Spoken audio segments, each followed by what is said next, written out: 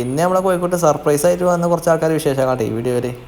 ഇവരാട്ടെ ഞാൻ പറഞ്ഞ ആൾക്കാർ. നമ്മൾ ഷോപ്പിൽ പോയ തക്കതിന് വീട്ടുകാരുടെ കയ്യിൽ നിന്ന് വാങ്ങിയതാണ് കേട്ടോ ഈ 6 കോഴിക്കുഞ്ഞുങ്ങളെ.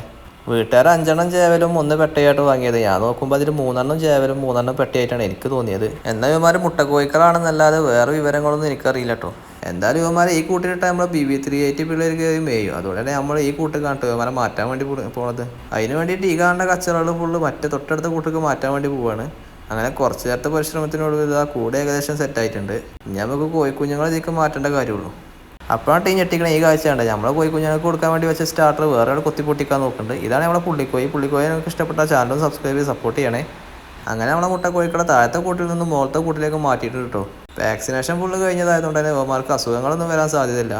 എന്തായാലും എൻ്റെ കയ്യിൽ ആദ്യമായിട്ടാട്ടോ ഈ വിഭാഗത്തിൽ പറഞ്ഞ കോഴിക്കുഞ്ഞുങ്ങൾ വന്നു പെടുന്നത്. അങ്ങനെ നമ്മൾ കൂട് മൊത്തം ഒന്ന് പരിശോധിച്ചപ്പോഴാണ് ഈ കാഴ്ച കണ്ടത്. ഒരു 4 കോഴിമുട്ടയ്ക്ക് 3 കോഴികൾ അട കിടക്കുകയാണ്.